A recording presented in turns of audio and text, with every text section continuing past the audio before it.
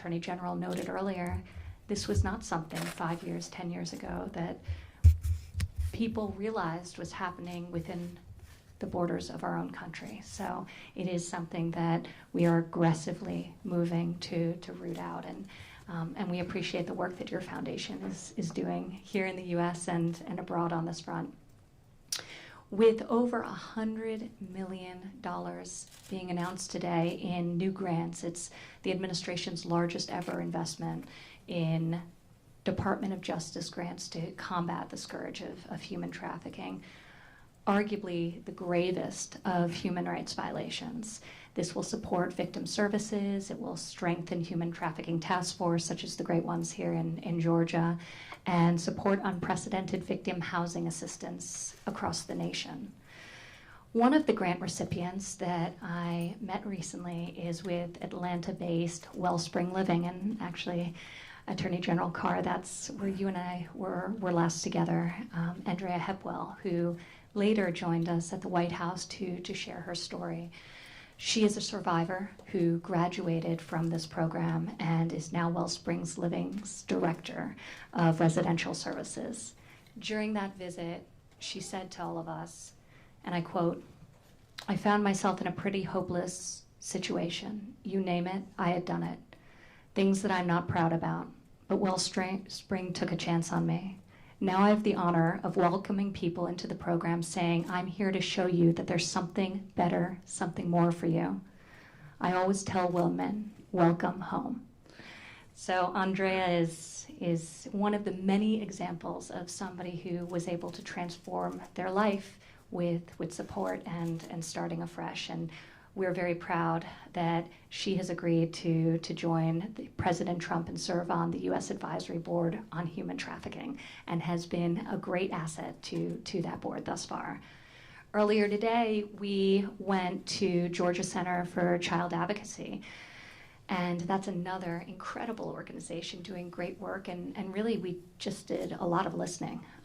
What resources they need, what has been most helpful, and part of listening was also meeting with not only the care providers and the therapists and the investigators, but also survivors themselves. We met with an amazing young woman, Keisha Head, and she shared with us her really incredibly remarkable and an incredibly sad early journey of starting being trafficked at the age of 16 after having been the victim of abuse by her parents, one of which was a drug addict and a schizophrenic.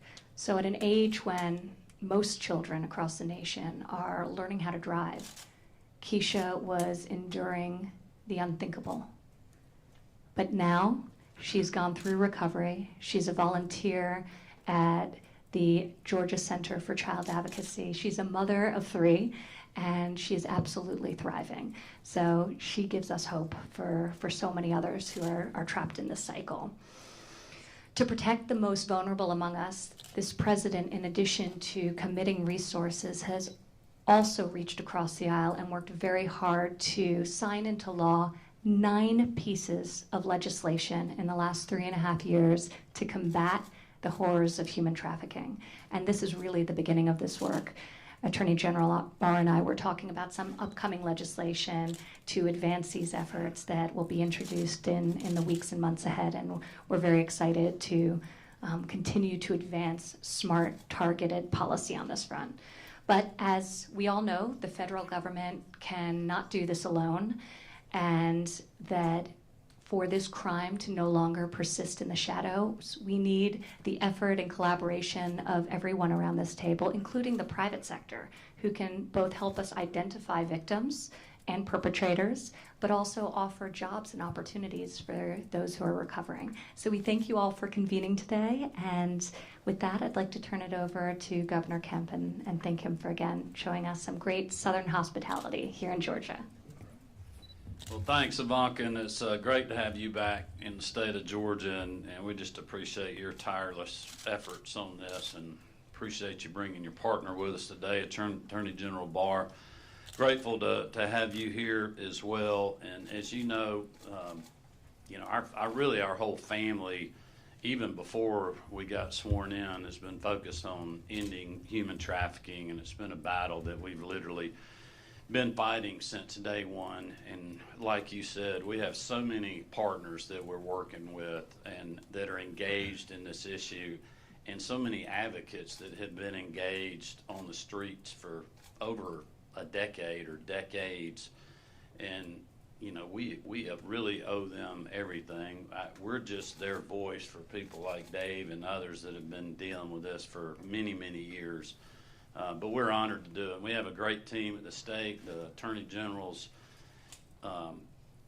really with the legislative support that we have gotten to focus on human trafficking with the unit that he has there, the HEAT unit that the GBI has done under Director Vic Reynolds, great work over there. But we're all working together on this with our partners that are in the fight every day on the streets, literally.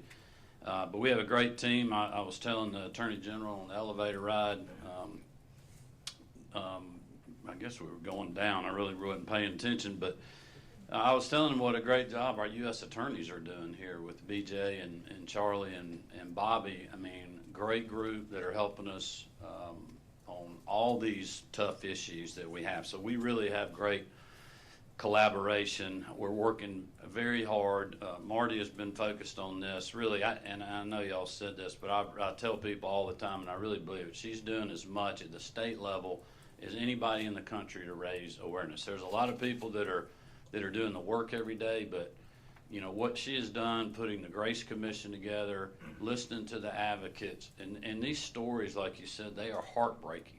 I mean, it is hard to listen to this.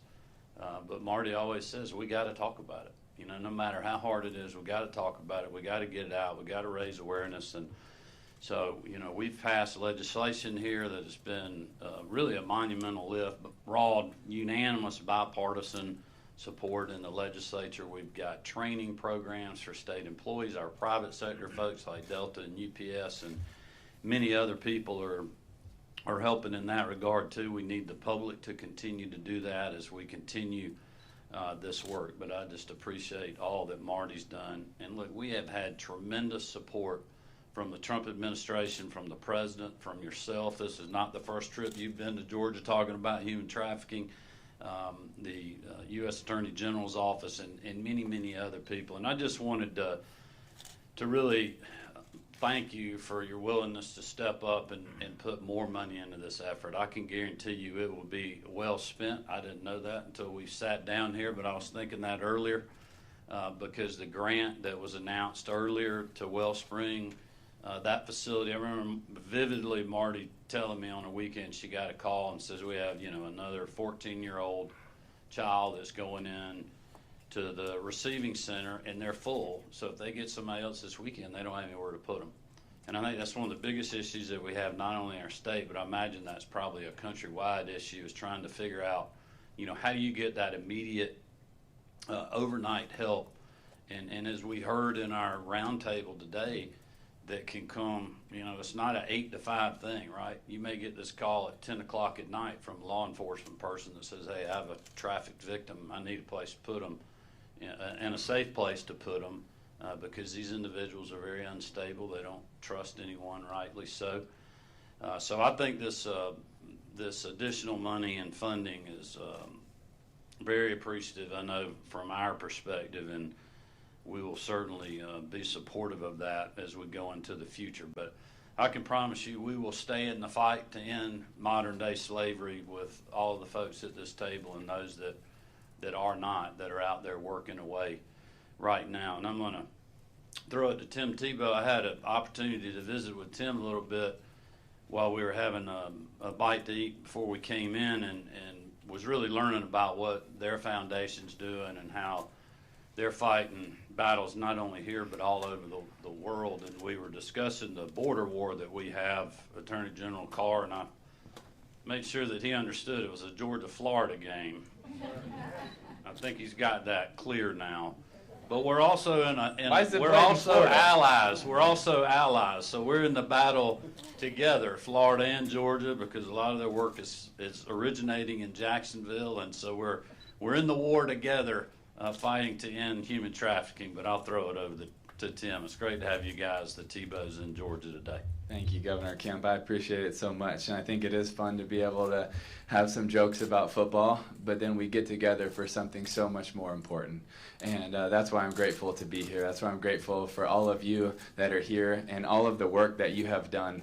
I truly am so grateful because for me and my wife, this isn't an 8 to 5, a 9 to 5. This is a calling. It's a calling because we believe it's the greatest form of evil in the world today.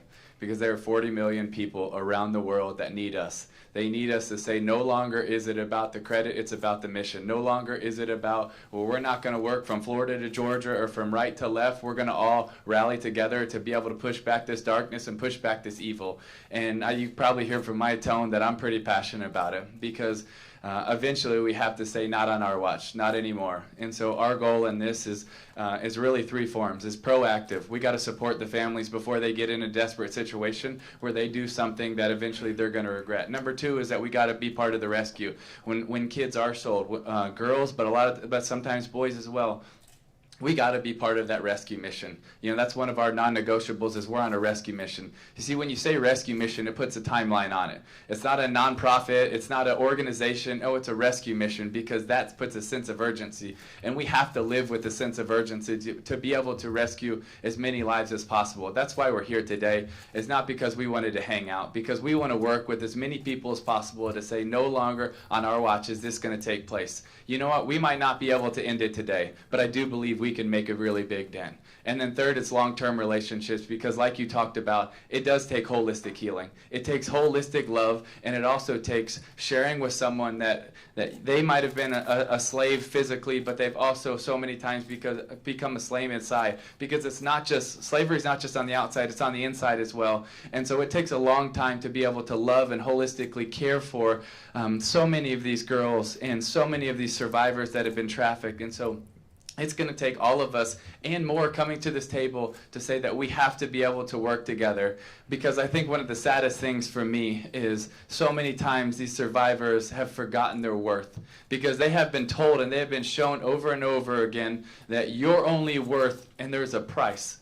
You know, the reason why we got into this was because 8 years ago my dad was preaching in a remote country, and there were 4 girls that he was next to that were being sold. And he took out all the money out of his wallet, which was $1,250, and he bought those 4 girls. And then he called me and said, I just bought 4 girls.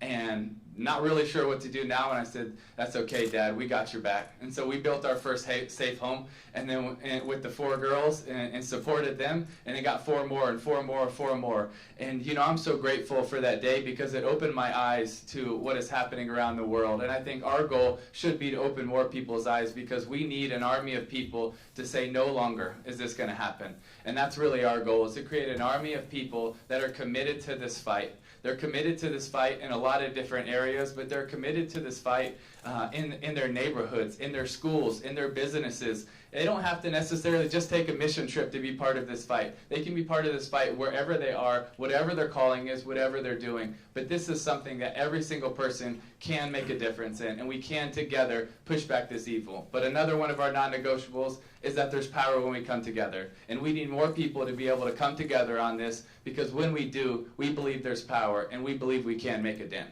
So thank you guys so much for having us. Thank you, Tim. I know you do great work through your foundation, and it's an important partnership in battling this crime. I get the pleasure to somehow moderate the roundtable, and I want to go back and forth between the private sector and the nonprofits and also law enforcement. And at this time, I want to recognize Chris Hacker, who is the special agent in charge of the FBI Atlanta Field Division here. He's in charge of the entire state of Georgia, who's been a terrific partner, and also the FBI helps run one of the task forces here. Chris, could you tell us about some of the work that the FBI is doing? I'm really excited to get to follow Tim Tebow. How cool is that? That's really cool. Hey, your passion, I mean, it's contagious. So thank you for being here. And I can feel the passion amongst everybody at the table. So thank you for that. And First off, I want to say thank you for allowing me a few minutes just to highlight the great work of the men and women of FBI Atlanta. And I think when I get through my presentation, you're going to see why I'm passionate about it, and I think you all appreciate this. So our success in addressing the human trafficking threat is only possible because of our partnerships. So that is with private sector, law enforcement, and NGOs, everybody at this table. We take it very seriously, so does the FBI. There's about 1,300 cases any given day across the country addressing human trafficking. And in Georgia, we have about 100 of those. So what sets us apart from other FBI offices is that we lead the largest child exploitation and human trafficking task force in the FBI. Our match task force is what we call it, and it consists of 55 federally deputized police officers and state officers from 8 local agencies and GBI. And these task force officers work every day with the men and women in my office and across the state of Georgia to combat human trafficking. Besides the day-to-day trafficking operations conducted by the task force, MATCH also facilitates major operations targeting human trafficking, where we deploy our task forces to major events such as the Super Bowl or other large events that are going on in Metro Atlanta and around the state. They also participate in national initiatives such as Operation Independence Day and Operation May Day. We also coordinate and participate in partner agency operations. The Attorney General and several others mentioned Operation Not Forgotten. We coordinated and worked closely with the United States Marshal Service on that operation. But due to the size of this task force, this is really what's different about what we're doing here. We can expend more resources to investigate and document this trafficking that's going on throughout the state. And more often, we can do this at a higher rate than most cities, even bigger than Atlanta. One way we measure impact, and it's always about the impact to me, is how do we measure that? We're making against this threat is by capturing some numbers, and I want to share a few of those with you. What we measure here is arrest and recoveries. So since January 2018, we've conducted 44 major operations across Metro Atlanta and the state of Georgia, targeting the recovery of child and adult trafficking victims. We arrested over 300 people for human trafficking, and we've recovered 399 children who were victims of trafficking. And we've also encountered over 160 adults, and each adult was interviewed and offered services. And on several occasions, we will open cases on a criminal organization in these situations to take the case a little bit further. Now, I want to give you an example of one of those cases real quick. And I know our U.S. Attorney mentioned several great cases, but this one was a successful prosecution not too long ago. So the subject trafficked 2 adult females, forcing them into prostitution through beatings, use of a firearm as a threat, and coercion, including forcing a woman into an ice bath for not charging enough money. So in April 2019, he pled guilty here in the Northern District under Mr. Pack to 2 counts of sex trafficking and 1 count of witness tampering. He received 260 months, that's 22 and a half years in federal prison. So we're always looking to build new relationships and find new ways to work in this space, and I'm really excited to be here today, and I'm appreciative to be part of this panel. So I just want to say thanks to everyone that's here and all of our partners that are out there doing this work every day. Thank you. Thank you, Chris. The leader of one of the other commissions that are based out of Georgia is our First Lady of Georgia, Marty Kemp. The First Lady Kemp and I had an early conversation about the Grace Commissions she formed, and I think she quickly realized we had many things in common, one of which is she has 3 daughters and so do I. But I know that having daughters have really hit home, and this issue has become a passion for you. Could you describe for us some of the work that the Grace Commission under your leadership is doing to bring all the stakeholders together? Well, absolutely. Thank you so much. I appreciate that. When the way we got in, the Grace Commission was formed was when Brian was January 2nd of 2019, and we went to a press conference that had 72 school buses, which represent 3,600 kids that are taken into human trafficking a year in Georgia. And I was devastated. I mean, the girls and I and Brian, we had not heard about this. We were devastated. So we knew that was going to be something that the Super Bowl was coming. We really wanted to put an emphasis on. So we created the Grace Commission, which is Georgians for Refuge, Action, Compassion, and Education. So we brought all the experts to the table because there's no sense in reinventing the wheel. We just wanted to bring everybody together, nonprofit, profit, law enforcement, anybody that was working on it to help have a say in what they were doing so we could all work together as a team. But we passed House Bill 823, which provides a person knowing, commercial vehicle, knowingly using a commercial motor vehicle for sexual or labor trafficking crimes will be disqualified permanently for life. House Bill 911 closes a dangerous loophole for a foster parent that is trafficking a child. Senate Bill 435 is the Survivors First Act, which actually brought survivors to the table to let them see what they needed, which would help them go forward, which was really a very, very monumental bill that was passed. The GBI heat unit, Vic Reynolds has just led the way. I call him the GOAT because he's the greatest of all time. He has really led the way and just been fighting. I'm sorry, but he is. And I'm proud to have him working with us. Sorry about that, Governor. No. But, I mean, anybody's going to get in there and fight. I'm with them, and they're with us. The federal support has just been tremendous. I mean, I'm so proud that you've been down here twice and that we're talking about this. And like we said, we're going to talk about it. I know it's difficult to talk about, but just excited to know the work that the Tebow Foundation is doing and everybody working together. We're just going to continue to talk about it and educate, awareness, and keep fighting together. So thank you so much for having me. Thank you, First Lady. Senior Advisor Trump mentioned a great operation. Unfortunately, he gave me credit, Advisor Trump, to actually the U.S. Marshal Service who rescued all those children. And at this time, I want to recognize our great partner here, U.S. Marshal for our district, Mike Yeager, to talk a little bit more details about this fantastic operation of rescuing kids. Thank you, BJ, and thank you. I'm very honored to have an opportunity to come here and represent the U.S. Marshals Service on behalf of the men and women of the Marshal Service. I'm very proud of them. I'm very proud of the job that they do each and every day. I've been in law enforcement a few years. I just started my 41st year, and I believe I'm going to make a career out of it. But I'm still very passionate about any type of crime, any time that we can shut down and defeat evil. That's what we need to do. But I just want to tell you a little bit about Operation Not Forgotten. Let me just start here, but since 2005, the United States Marshal Service has provided investigative assistance which directly led to the recovery of more than 1,900 missing children. Of the closed missing child cases which the Marshal Service assisted in recovery, 66% of those children were recovered within 7 days when we became active with the cases. So you could see that our guys are very passionate. That's our job. We hunt fugitives, and we're trained to hunt fugitives, and so we've changed that and parlayed that into now to hunting these children.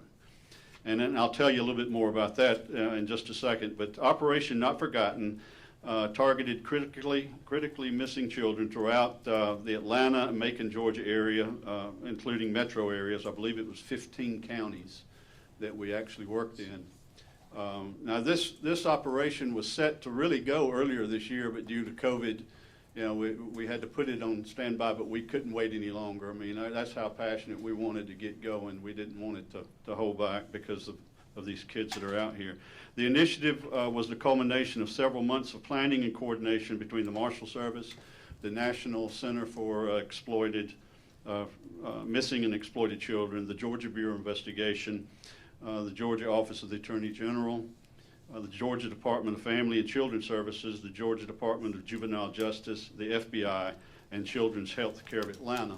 And I can't forget our local partners, all the local agencies that gave us a lot of help. And I want to talk about in just a little bit about the guys that what I call the boots on the ground. Those are the ones that do the work. Those officers that are out here on the streets. But the primary objective of the operation was to identify and recover high-risk, endangered, missing child cases involving children who were critically missing from the state of Georgia and or had been exposed to child sex trafficking and child exploitation. Operation Not Forgotten resulted in the rescue, like General Barr said earlier. the recovery of, or the rescue of 26 children, and also the safe location of 13 additional children, and the arrest of 9 criminal associates. 15 of the recovered children are suspected of being victims of sex trafficking. Additionally, investigators cleared 26 arrest warrants and filed additional charges for alleged crimes related to sex trafficking, parental kidnapping, registered sex offender violations, drugs and weapons possessions, and custodial interference. So, I mean, they were pretty busy. I'd just like to say that the U.S. Marshal Service is fully committed to assisting federal, state, and local agencies in locating and recovering these endangered missing children, in addition to their primary fugitive apprehension missions. It's just like our director, Donna Washington, said at an earlier press conference that we were in.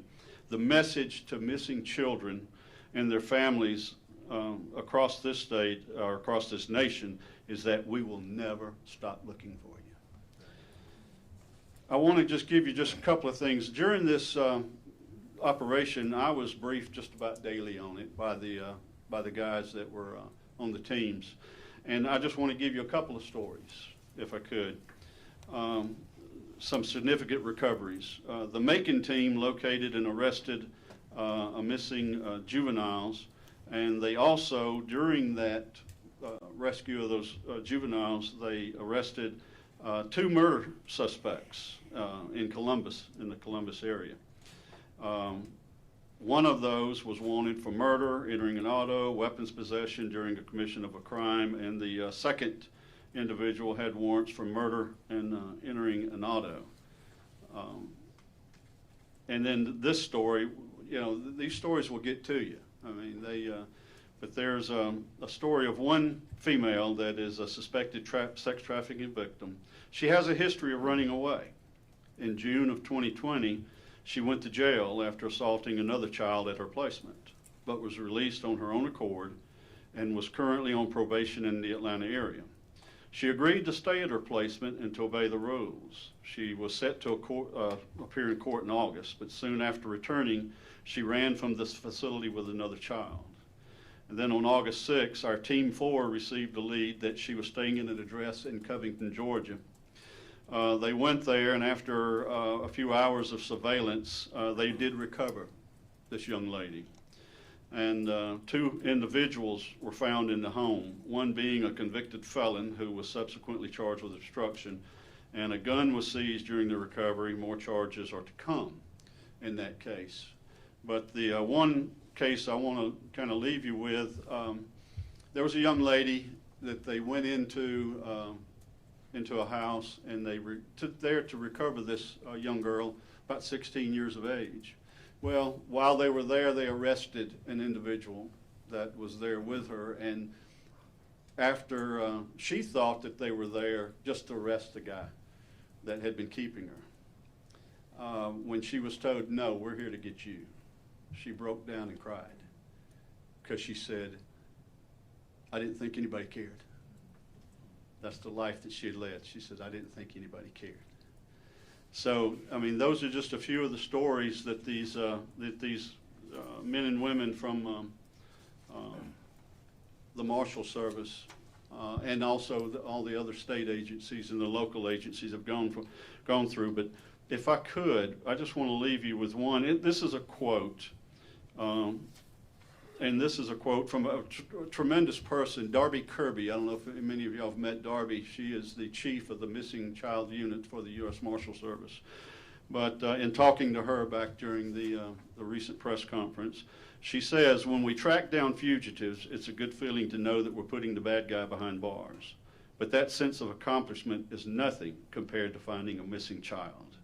She said, it's hard to put into words what we feel when we rescue a missing child. But I can tell you this operation has impacted every single one of us out here, everybody that was involved in this. We are working to protect them and get them the help they need. So it was a very successful operation. I know as a result of Operation Not Forgotten, further leads were developed, and we're still following those leads. And you know, others will still be recovered out of that. Thank you. Thank you, Marshal Yeager. I think all of us know that being rescued is only a first step of a very long journey to recovery for these victims. And nonprofits and religious organizations play a very vital part.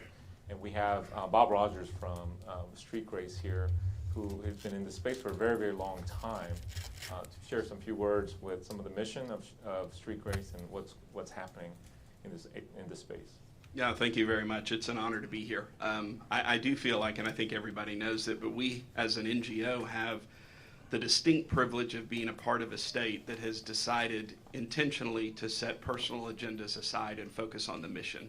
And that's why I think we in the not-for-profit community and the faith communities are beginning to see not just progress, but exponential progress. Our perspective on it and the way that we view the issue is a little different than some because we focus primarily on children and we focus primarily on demand reduction. So we have the benefit of a number of different things, but one of the things I want to talk about is the prevention and protection piece that we do and the partnerships that we have with local faith communities. We've got a couple of offices around the country, and we have about 480 faith partnerships with local synagogues, churches, and groups that partner with us to do two things: to educate and get the message out, and they also are strong financial supporters. So it's not just a matter of engaging with conversation, they engage with their resources as well and have helped make this better. We have the privilege of speaking to 50 to 55,000 kids between the ages of 12 and 18 every year. And we know that this is working and the feedback that we get in that's working. We also work on the policy and have had the privilege of working here in Georgia with the Kemps and with A.G. Carr to do a number of policy advancements that have taken place that engage communities and help folks feel like they can see an answer to the problem and that they have a role to play.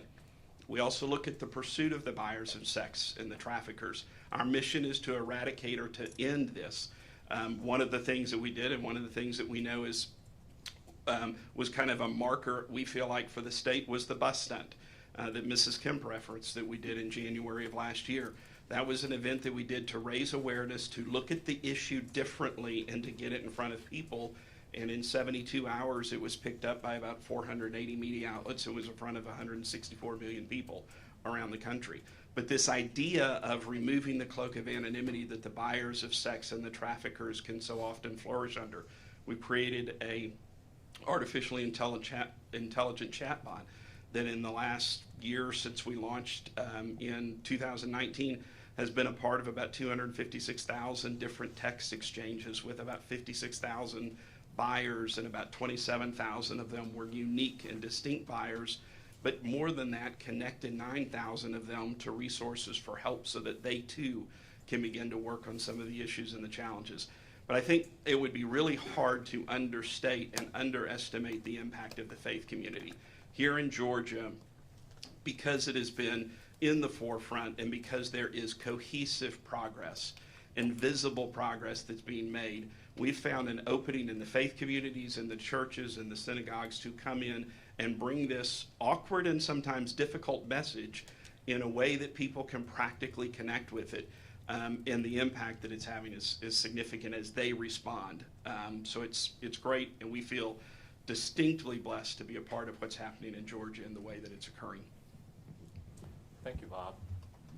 Nonprofits are doing great work, but we never forget, especially in the city of Atlanta, our for-profit partners. Atlanta has always been a city that brought together for-profit companies, nonprofits, religious institutions, and government to solve big problems.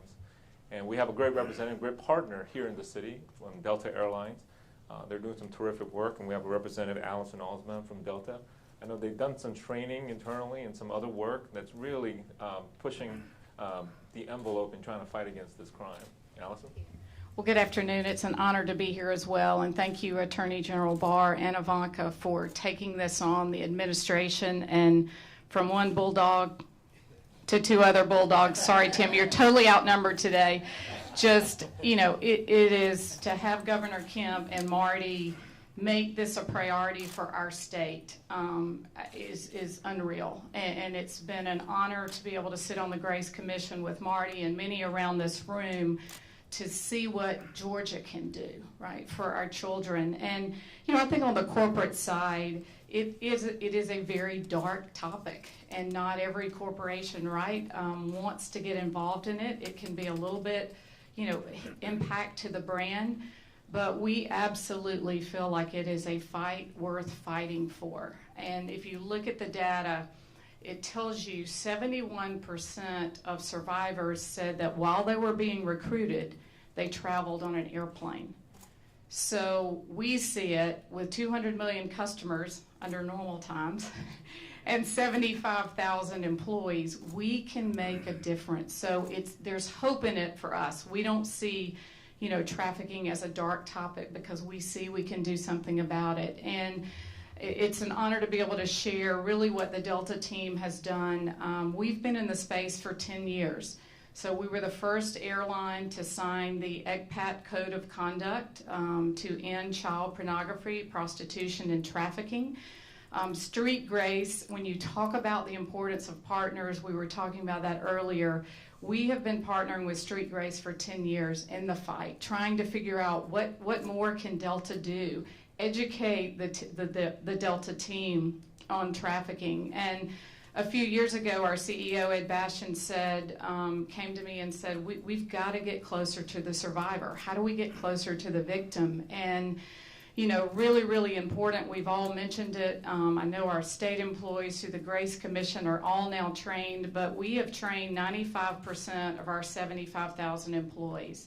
So it's obviously important for our flight crews to know the signs of trafficking, but it's important for everybody because we're all over the world. We live all over the world. We're everywhere around the world. And just a really important outcome out of that, just a great example of what it means. We had two of our mechanics that had taken the training. They were together working on a project and were at a fast food restaurant, and they both looked at each other, reflecting on the table next to them, and they immediately said, "Do you see the signs that I see? Are you seeing what I'm seeing?" And sure enough, they walked, the group left. There were 3 young girls with 2 men. They walked out, they got the tag of the car, and this was a stolen car and a trafficking event. So it's in our communities all around us, and we can all do something. So training's been really, really important on the Delta front. We talked about raising awareness on the legislative front. Every lobby day, we have lobby day in the state of Georgia, and we amass 150 employees to go to the state capitol to lobby against any anti-trafficking bills. Fortunately, we also do fly-ins to Washington because we send our employees up there to talk to our congressmen and women about it. All of that's important. When you think about all the anti-trafficking bills, both state and national, 75,000 employees living, all over the U.S. Anytime there's a bill that Delta can get behind to support anti-trafficking efforts, we notify our teams in that state. On the volunteer front, we have volunteer opportunities all around the U.S. that our Delta team can go and donate and help out. And I think on the customer front, 200 million customers flying everywhere. How do we raise awareness there? We produced an in-flight video that depicts a young boy in a trafficking situation. We had to be careful about that because we don't want to scare or intimidate anybody on board the airplane, but our customers can play a part in this as well. They also donate their Sky Miles, and we've given 100 flights to survivors so that they can get back to safety or go to a state to close out their legal battles. And then I would just close with just the importance of partners. I've talked about 2. I think relative to Dave McCleary and Rotary, we've hosted CEO roundtables with all of our global corporations here in Georgia. Our Georgia Pacific was there. Christian Fisher, he's the CEO. He walked out the next day and got anti-trafficking efforts up and going in Georgia Pacific. We learned from each other. Rotary's been an incredible partner. Our airline partners, trading opportunities and best practices with our airline partners as well. And then the very last one, I would say, really gets to closest to the victim, which is restoration. And Ivanka, you mentioned, Wellspring Living. we are offering apprenticeships through Wellspring Living for survivors at Delta, and we are on our 7th, apprenticeship. And one in particular, her name is Jessica, and she, Ivanka, thank you, and President Trump for inviting her to the White House, just to have her on the campus, at Delta, and the opportunity for her to get development, to get work experience, build her resume. But I have stayed in touch with Jessica. I just met with her 2 weeks ago. And the courage and determination it takes her every single day. She lost her complete childhood due to trafficking. And what she goes through every day to get up and get going again for her 3 children that she just got back is an inspiration to all of us. So I just challenge all of us, it's just to get on board, no pun intended with Delta, but let's get on board with all the resources we have around the room to go help more Jessicas, because it is absolutely worth fighting for. So thank you so much. Thank you, Allison. One unfortunate aspect, and I think the Attorney General brought this up, is there are so many cases that the federal government sometimes can't handle all of it. And that's why we need great partners like Attorney General Chris Carr, who's been very forward-thinking in this area with devoting his resources to combat human trafficking. Chris? Thank you very much, BJ. I appreciate it. And Attorney General Barr, it is wonderful to have you in Georgia, and it's an honor to get as confused as people do with my name and your name as often as we do. Ivanka, welcome back. So good to see you. Thank you both for your passion. Thank you for continuing to focus on Georgia. And I want to say first, thank you for the grants, both the housing grants and the $100 million. Being a member of the First Lady's Grace Commission, we talk about housing and the importance of housing and how there is not enough housing, which means safety, and it means security, and it means wraparound services. So thank you both very, very much for that, because that's going to make a big difference.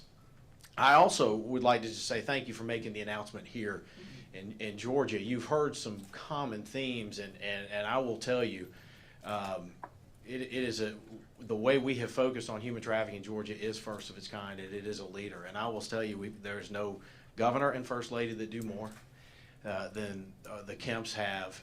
But if you look around, and that also is GBI Director Vic Reynolds, what he has done focusing on gang activity and human trafficking is unbelievable. But when you start looking around this room and you hear about the partnership, you got Dave McCleary with Rotary. Rotary's in what, 150 countries around the world, 160? I mean, you got somebody all around the world. You've got Bob Rogers and Street Grace around the country, and all the work that they're doing on training and awareness. The private sector, you got Eyes in the Sky and Delta, great corporate partner, UPS. But you've got, and Attorney General Barr, you've got the 3 best U.S. attorneys in the country here. I mean that. But what they do to focus and what the marshals have done, I'll talk about Operation Not Forgotten here in just a second, the FBI, the GBI, all the training that we have. You know, folks will say, well, what's the worst state or the worst city for human trafficking? It's hard to get data. But I know who's the #1 state in the nation to eradicate human trafficking, and that's Georgia. And when you look at what the public sector, the private sector, the federal partners, and the state and the local partners, and the marshal mentioned some of our local law enforcement, it's unbelievable. So you've got training and you've got awareness and you've got that expertise that we all have and we've all worked on to make sure that we are helping those survivors. And that's important. We got to get over the stigma of being afraid that we're going to say something, but we're going to be wrong. Well, it'd be far better to be wrong than to have one other child abused. So continuing to train and continue to go forward. And rehabilitation and what Wellspring does, what Children's Healthcare of Atlanta does is unreal. But then you also got to prosecute. And you've got to prosecute those that are buying and selling children for sex. And thanks to the support of the governor and the first lady and our legislature, we now have a first of its kind in Georgia human trafficking prosecutions unit that works with all of these partners. And so we have 6 folks that are working each and every day to make sure that we are prosecuting those that are buying and selling children for sex. We've had 5 indictments. We just started last September being up and running fully. 5 indictments. We've had 5 arrests as a result of Operation Not Forgotten. We're working all around the state right now. and that's critically important. But let me just point out Operation Not Forgotten, and Ivanka, you made the point. That's 39 children whose lives will forever be different as a result of these partnerships. And it was important from our office's perspective to be able to work with the FBI and the U.S. Attorney's Office and the GBI on the front end to make sure that those prosecutions are done the right way. And I'll finish by saying what the director actually said, Director Washington said at the end of that, which is, again, it's a great partnership. And Tim, it goes back to what you were saying about you got to just keep going. Well, he said, look, this is a great operation. 39 children, let's make sure that's 10 times as many next time. And that's what's got to drive us and motivate us. And when you see what's going on in this room, and we, again, I've said this before, I'll say it again, when presidents make issues, it matters. And when governors and first ladies make issues, it matters. And that's what you see in the room, and that's what you see from Georgia. So again, I appreciate y'all being here to make this announcement. Thank you, Chris. This is about children. Sometimes when they're trafficked, we have to focus a lot about healing children, and we're very lucky to have Children's Healthcare of Atlanta here. If you know anything about healing children, it's that institution. I'm so glad to have Dr. Jordan Greenbaum here to represent the institution, and they're doing some great things in this space. Would you mind sharing some of those efforts with us? Thank you so much. Thank you very much. Thank you so much for having me here today. My name is Jordan Greenbaum. I'm a physician at Children's Healthcare of Atlanta. My background is in child protection, child abuse issues, but for the last many years I've been focusing on human trafficking of adults and children, labor and sex trafficking. At Children's, we set up an institute on healthcare and human trafficking to address some of these challenges. I think there's a tremendous opportunity for the healthcare sector to play a role in combating trafficking. If you look at several studies, many trafficked persons in labor and sex trafficking are brought for medical attention at some point during their period of exploitation or right around that time. So healthcare and behavioral health providers are in a very good position to be able to recognize people at risk for trafficking and offer services, kind of like a liaison between victim and services. The problem is that healthcare providers, behavioral health providers don't have that training. We don't know how to recognize it. We don't know how to respond. We don't know how to do that in a way that's not going to traumatize the patients. And so it's a lost opportunity. So at the Institute, we've tried to meet this challenge in two ways. One is to conduct training of all healthcare professionals, including doctors and nurses and advanced practitioners, but also psychologists, counselors, hospital social workers, school counselors, school nurses, everybody, public health workers, who might encounter an adult or a child trafficked person. And we make our training very practical. It's not just, this is what human trafficking is. It's, this is what you say. This is how you open the conversation. This is how you screen. This is what you say afterwards. If they want to do this, then you respond in this way. Because I think that unless we can really get in the trenches and say, this is exactly what you need to do, we're not going to get any sustainable change in healthcare practice. People want to help, but they also need the skills and the confidence to do that. So the training really focuses on that, and we provide in-person trainings at hospitals around the country, as well as speaking at national conferences and webinars and online modules. The other way that we're tackling it is to design and validate screening tools. It's one thing to offer services for a trafficked person, but you have to know of all those thousands of patients coming in through the doors and going out again, which ones are at risk.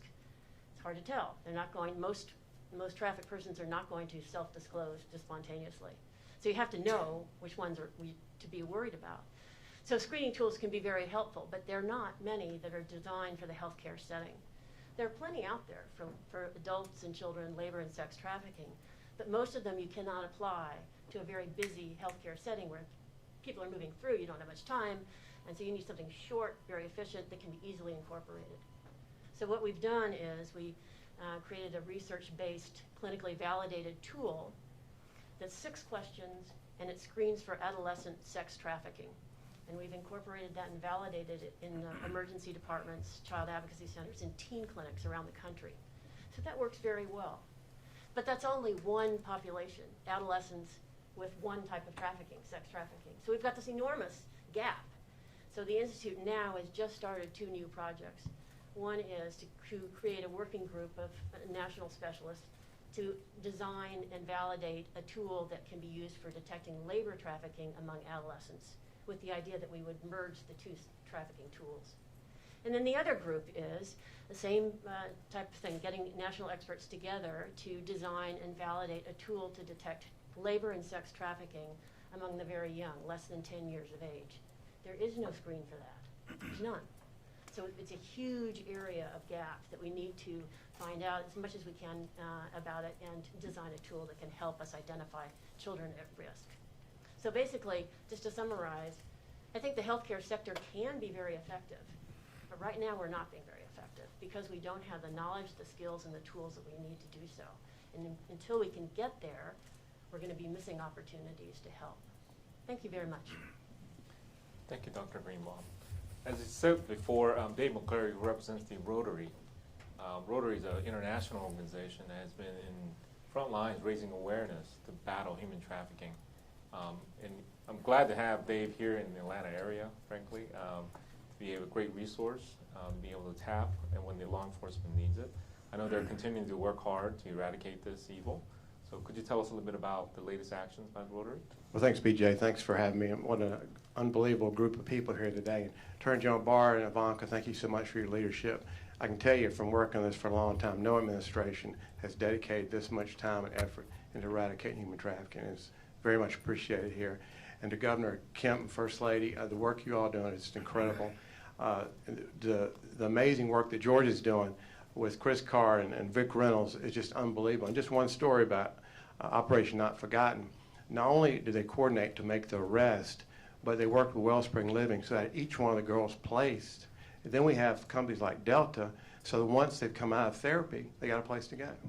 There's no other state, I don't think, that does that, and this could be a model for the rest of the country, so I appreciate that.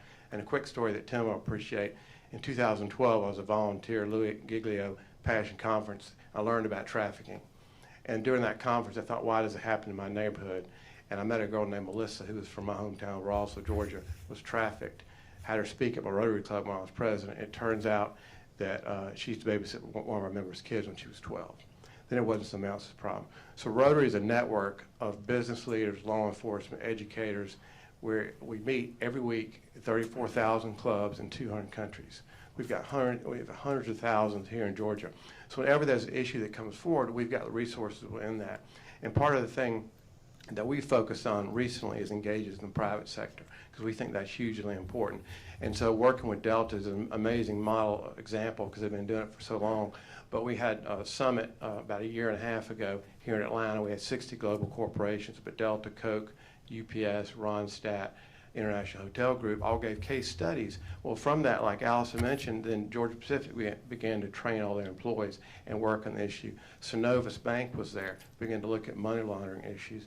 We did one with Jones Day in Washington, D.C. We had all the government agencies, including the Department of Justice, there for that, but we also had business leaders, and we had Walmart giving some of the examples they did, and so Chevron was there.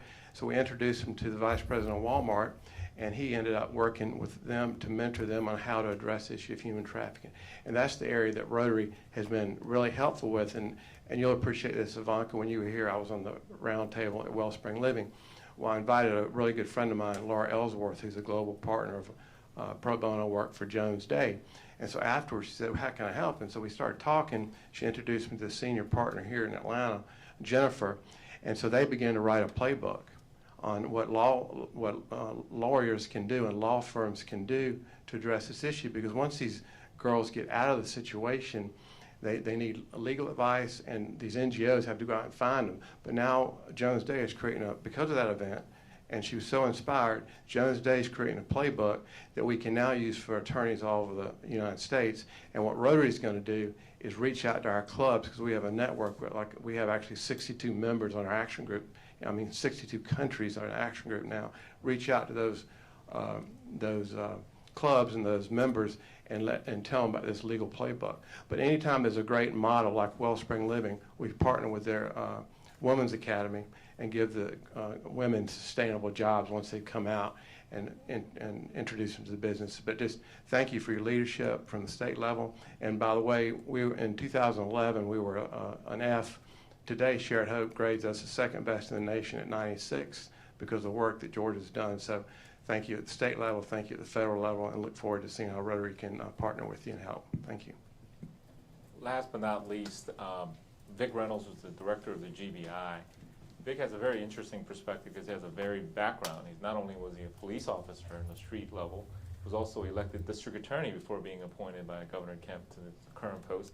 GBI has some exciting things going on right now because of the governor and the first lady's priority in this area. Vic, could you tell us what the GBI is doing? Certainly, BJ. Thank you. And Attorney General Barr, I will tell you that I've been everything in the courtroom except the defendant, and I'm going to keep it that way. Thank you, BJ, and Attorney General Barr and Senior Advisor Trump. Thank you for being here. Welcome to Georgia, Governor and First Lady as well. I hope you, if you haven't taken anything away from today, I hope you've taken the fact that in this state we're willing to be a partner. I think that, at least from my perspective as being the director of the GBI, is what separates us from a lot of states. What we've learned over the years, and this isn't anything new to most of the folks in this room, but what we've learned is that bad guys don't stop being bad guys at a city boundary or a county line or even a state line. They extend that past. And so we can't operate in these separate silos. We have to work together, and we've been able to do that. The GBI, you know, we're honored to be part of the FBI's match unit. And Special Agent in Charge Hacker and I, Chris, and our friends, and we work together. Marshall Yeager, we're honored to be part of the Not Forgotten program as well, and we work with them. Attorney General Carr and I are friends, and you know, we're so honored to work with his new unit there. But the GBI, we've decided to actually take it a step further. We've just developed a brand new unit within the Bureau, the Human Exploitation and Trafficking Unit. We refer to it as the HEAT unit. And that unit has been charged with the mission of curbing sexual commercial trafficking in this state, curbing labor trafficking as well, and also rescuing adult victims. We have a standalone unit already working with our child victims, but we wanted to take that a step further and make sure we were doing what we needed to do to make sure that adult trafficking victims are rescued as well and given the services they need. Again, I'll echo what's already been said around this table.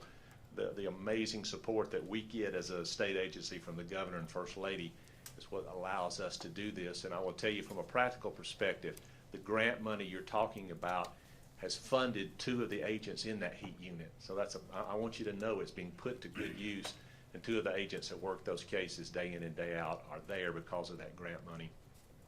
The last thing I would leave you with is something that I told the agents that we handpicked to go in that HEAT unit when we made that decision, is that although our mission for the GBI remains the same, our vision remains the same, and these are tough, complex cases that you're working, the message is clear in this state. We're not going to allow you to sell another human being in Georgia. And if you do, we will find you, we will investigate you, arrest you, prosecute you, and we will insist on you being sent to prison. And so that's the mission, the message that the GBI wants to make sure we send with our federal partners, our private partners, and our state partners. So again, thank you for this time, and thank you for sharing the message you have with us here in Georgia. Thank you. Thank you, Director. We have a few minutes. Most of us know each other here, we work very well, but I wanted to open it up for questions for our special guests, Senior Advisor Trump, Attorney General Barr, and also Mr. Tebow. If you have any questions for us that you would like, you heard a lot of good things. If you don't, it's okay. We can move on to the next stage, but I want to give you an opportunity to ask questions if you have any. Mike?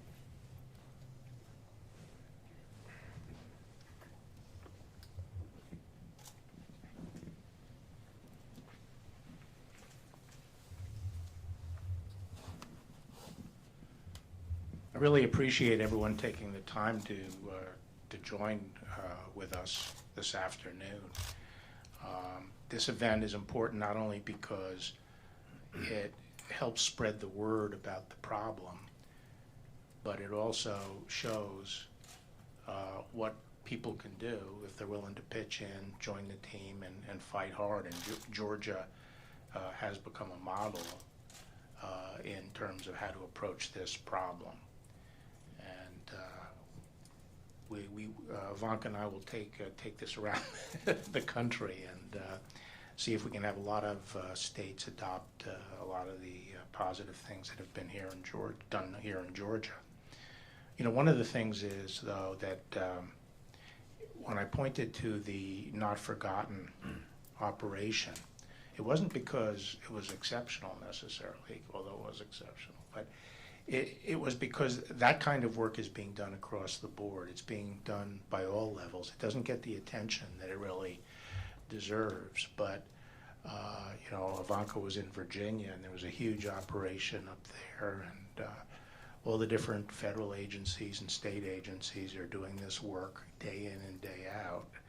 And the good thing about Not Forgotten was it did catch attention. But I think we all know, being here, that it's typical of a lot of the work that's being done. You know, the FBI, you know, we know that with taking down Backpage, that's been spreading around other areas of the internet and so forth. And, you know, the FBI just does a fantastic job with its work, you know, its cyber work and on the dark net. It's a major area of investment for the Department of Justice, is to build up our capabilities in that area. So from that very highfalutin kind of work down to the street and busting in doors, it's a 24/7 task. So again, I thank you all for helping us call attention to this issue, and also to the solutions that are underway. And I don't know if Ivanka might have some final words. Thank you, Attorney General, and thank you to all the participants here today.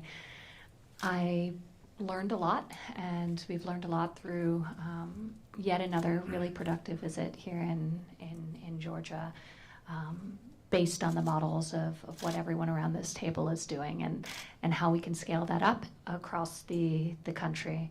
But I think, as Vic said so eloquently, we're not going to allow another victim in this nation if we can all prevent it. So the president is committed to preventing it, and committed to combating this crime, committed to bringing justice to the victims, to their families, and committed to holistic healing that is so necessary for the brave survivors, true, as they say at Wellspring Living, warrior men and women. So we thank you all for being on the forefront of this fight.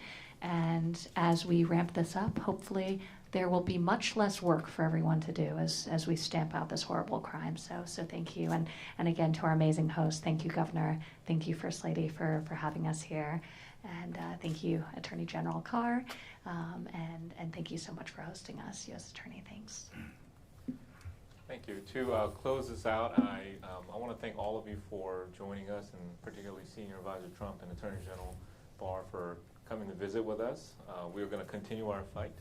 And I think we transition to maybe a group photo, and then that'll be the end of the day. Thank you so much, everyone.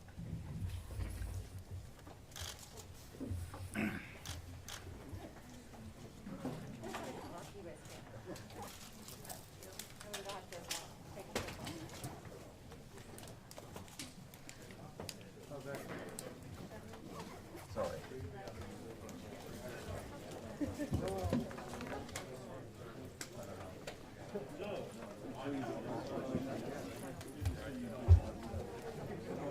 You guys got to get down. Thank you.